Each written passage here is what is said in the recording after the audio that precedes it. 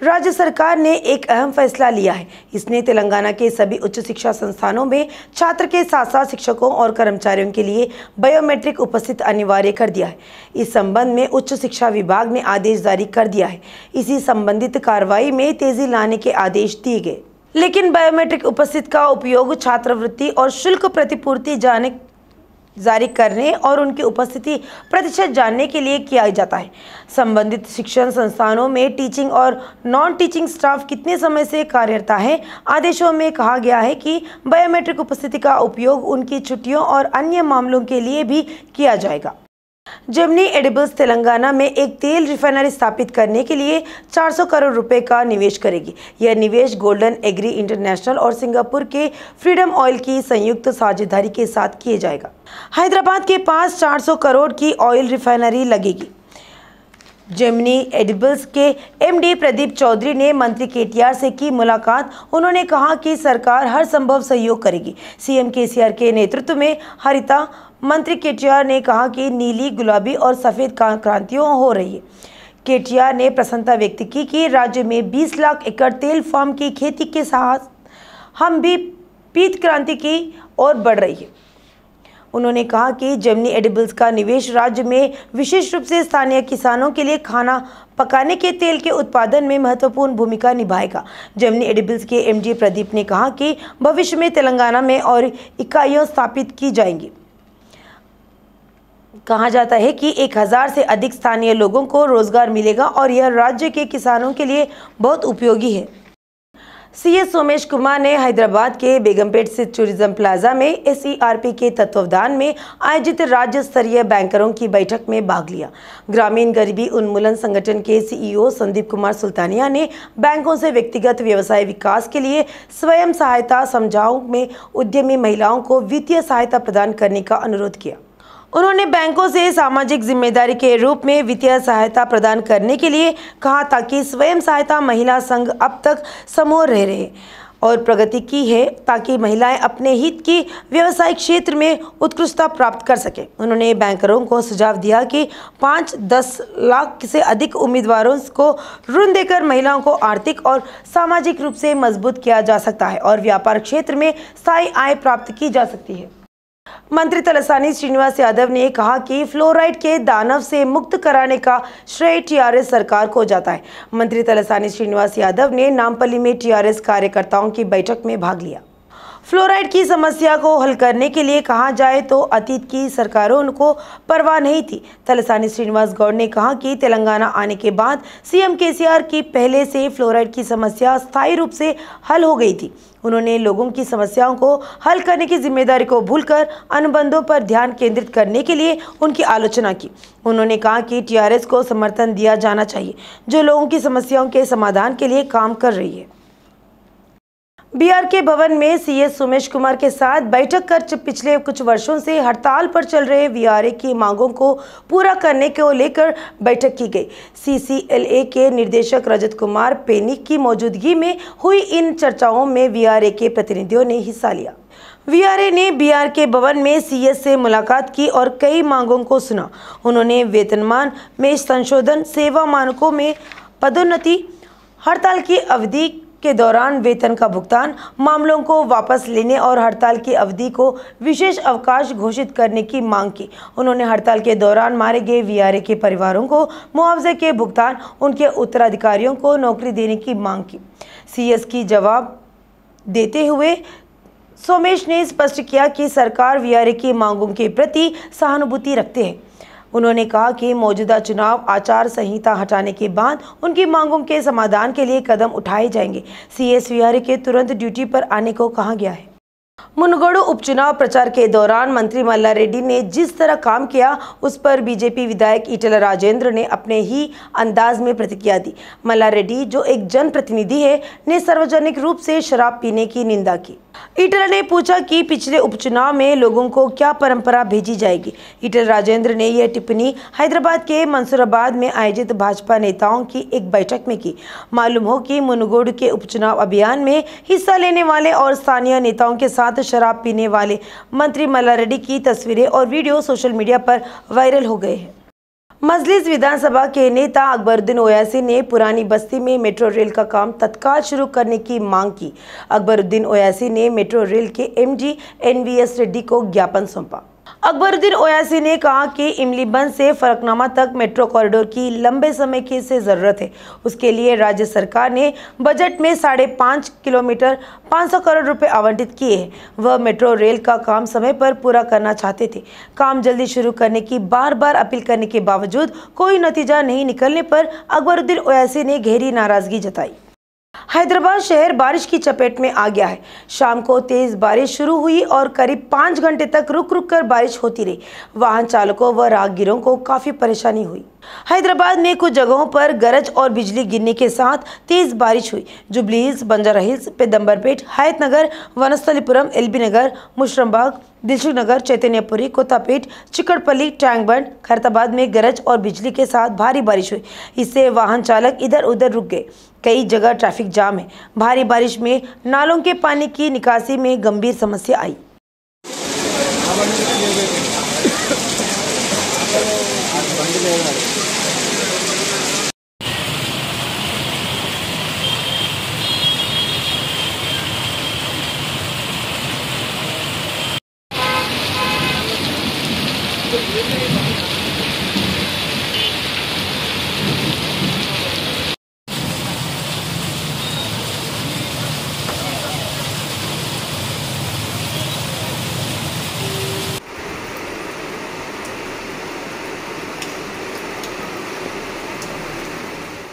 हैदराबाद के दोमलगुड़ा स्थित एनटीआर मैदान में दूसरे दिन श्री वेंकटेश्वर वैभवोत्सवम चल रहा है।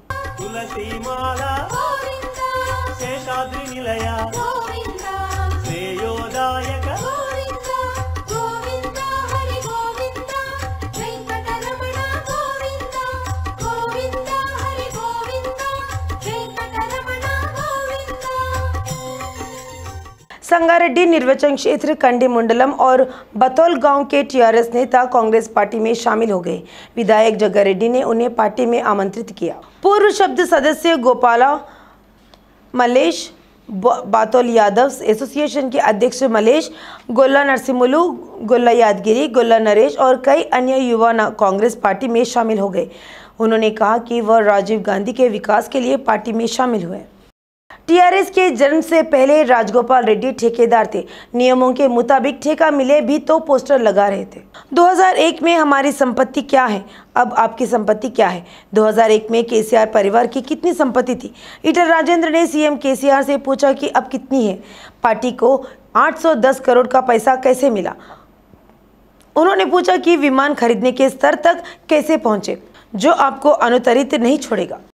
यादव संगम ने बताया कि सदर मेला इस महीने की 26 तारीख को रात 8 बजे सैदाबाद के तत्वावधान में अपर में लगेगा। सैदाबाद यादव समाज ने कहा कि निजाम की सरकार के समय से लगने वाला सदर मेला चंचलगुड़ा चौक से लेकर मलकपेट स्थित एसीपी कार्यालय तक सारा इंतजाम कर रहा है। इस अवसर पर यादव संघ ने सदर मेला आमंत्रण पुस्तक के विमोचन का आयोजन किया। पोस्टर जारी कर दिया गया है।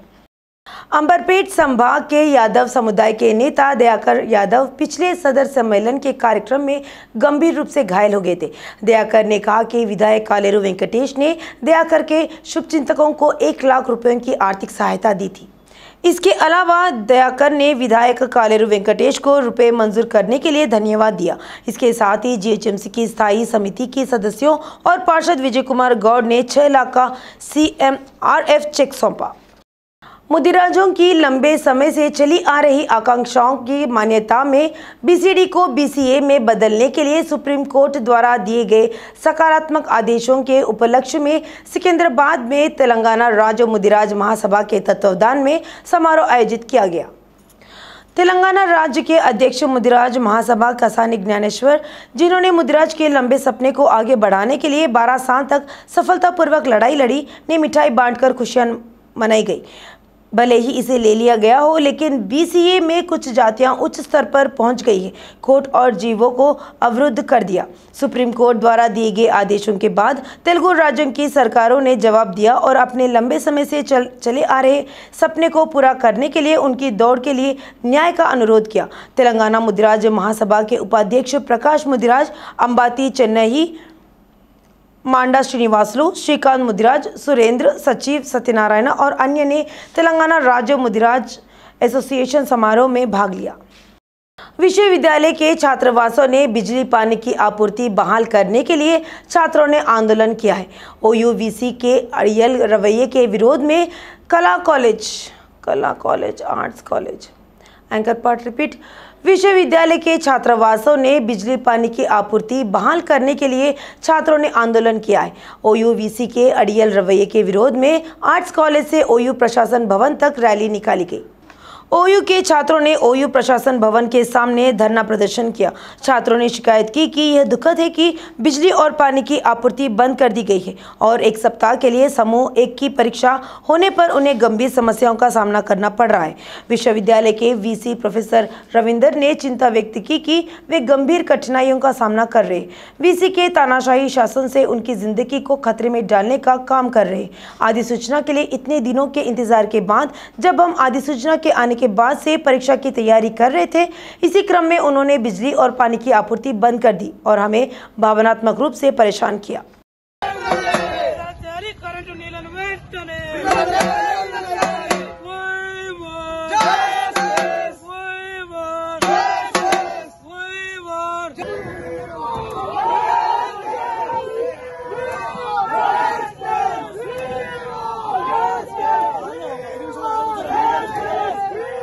साइबराबाद CP स्टीवन रविंदर ने साइबराबाद पुलिस SC के सौजन्य से traffic task force motor bike launch की। गच्चीबोली विप्रो सर्किल में कुल 16 वाहनों को हरी झंडी दिखाकर रवाना किया गया। CP स्टीफन रविंदर ने बताया कि मादापुर जोन के 7 ट्रैफिक थानों के भीतर 16 ट्रैफिक टास्क फोर्स मोटर बाइकों पर पेट्रोलिंग की जाएगी। उन्होंने कहा कि ट्रैफिक टास्क फोर्स की बाइकों को मादापुर ट्रैफिक DCP को देखरेख में चलाया जाएगा। CP रविंदर ने कहा कि जंक्शन के बीच उत्पन्न होने वाली यातायात की समस्या को रोका जा सकता है।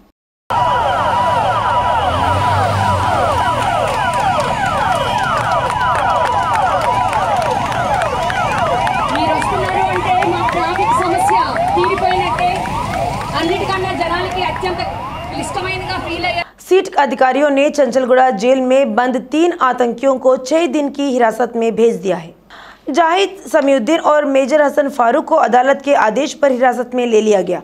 उनसे 17 तारीख तक पूछताछ की जाएगी। उन्हें 2 अक्टूबर को गिरफ्तार किया गया था क्योंकि वे दशहरा समारोह के दौरान शहर में एक आतंकवादी साजिश को अंजाम देने की तैयारी कर रहे थे। रेप और अपहरण के आरोपों का सामना कर रहे पूर्व CI नागेश्वर राव के मामले में एक अहम घटनाक्रम सामने आया है। इस मामले में चार्जशीट दाखिल कर दी गई है। राचकोंडा पुलिस ने कुल 600 पन्नों की चार्जशीट दाखिल की। हैदराबाद के गांधीनगर में टास्क फोर्स पुलिस द्वारा जब्त हवाला का पैसा। पुलिस ने 2 कारों में तस्करी कर ले जा रहे करोड़ों रुपए जब्त किए। टास्क फोर्स पुलिस ने 3.5 करोड़ रुपए की हवाला नकद ले जा रहे 6 लोगों को गिरफ्तार कर गांधीनगर थाने के हवाले कर दिया। North zone task force Gandhinagar police ने निरीक्षण के दौरान बताया कि हवाला की बड़ी रकम मैरिट होटल सेंटर में ट्रांसफर की जा रही थी। 2 कारों में 3.5 करोड़ अघोषित नकदी जब्त की गई। करमंघाट न्यू बालाजी नगर के गंता साई कुमार रेड्डी के वेंकटेश्वर राव को 3.5 करोड़ की नकदी राशि देकर सैदाबाद में बालू महेंद्र को सौंपने का निर्देश दिया। साई कुमार रेड्डी को उसके दोस्तों महेश, संदीप कुमार, महेंद्र, अनुष रेड्डी और भरत के साथ 2 कारों में नकदी ले जाते समय पुलिस ने पकड़ा था। हालांकि पुलिस ने हवाला के आधार पर मामला दर्ज कर लिया है और जांच कर रही है क्योंकि उन्होंने इस पैसे का उचित सबूत नहीं दिखाया। इस बीच हैदराबाद शहर में पिछले कुछ दिनों से जिस तरह से कई जगहों पर भारी मात्रा में नकदी जब्त की जा रही है वह विचलित करने वालों को हो गया है। हैदराबाद साइबर क्राइम पुलिस ने निवेश के नाम पर ठगी करने वाले एक गिरोह को गिरफ्तार किया है। 2 चीनी नागरिकों सहित 10 लोगों को गिरफ्तार किया गया। साइबराबाद CP आनंद ने बताया कि 903 करोड़ रुपए की धोखाधड़ी पाई गई।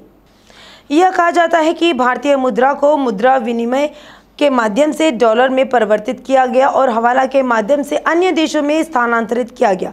CP आनंद ने बताया कि इस मामले में चीन के चो चुन युग की पहचान मुख्य आरोपी के रूप में की गई। CP आनंद ने कहा कि यह धोखाधड़ी देश की अर्थव्यवस्था के लिए खतरा है। दिल्ली में फरवरी 2020 में हुई दंगों में अंकित शर्मा नाम के एक आईबी अधिकारी की निर्मम हत्या के मामले में पुलिस ने आखिरकार पर्दाफाश कर दिया है। मुमताज कुरैशी को दिल्ली पुलिस ने हैदराबाद के पुराने शहर में गिरफ्तार किया था। अंकित शर्मा की हत्या के बाद से मुमताज कुरैशी हैदराबाद की एक पुरानी बस्ती में छुपा हुआ था। मुख्य आरोपी के हैदराबाद के पुराने शहर में करीब 2.5 साल से छिपे होने से पुलिस अधिकारियों में हड़कंप मच गया। मेडचल जिले के कुशाईगुड़ा थाना अंतर्गत सोनिया गांधीनगर कॉलोनी में एक महिला चोर ने कोहराम मचा दिया है। घर के मालिकों ने पुलिस से शिकायत की कि वे प्यासे हैं कहकर आए और सोना और नकदी चुरा लिए। पीड़िता हरिका ने पुलिस को बताया कि जब महिला के प्यासा कहने पर और पानी मांगने पर ताज़ा पानी लेने घर के अंदर गई थी तो घर से 6 तोला चांदी और 5,000 रुपये नकद चोरी हो गए। स्थानीय लोगों का दावा है कि महिला चोर बिहार की रहने वाली है। सोनिया गांधीनगर में सीसीटीवी कैमरों की उचित निगरानी के अभाव में इस तरह की चोरी अक्सर हो रही है। स्थानीय लोगों ने चिंता व्यक्त की। निवासियों का दावा है कि पुलिस की निगरानी समिति होने के कारण चोरी की ऐसी श्रृंखला हो रही है। अब भी पीड़िता चाहती है कि पुलिस विभाग जवाबी कार्रवाई करे और चोरी को रोकने के लिए उचित कदम उठाए और पुलिस निगरानी के साथ साथ गश्त तेज करे।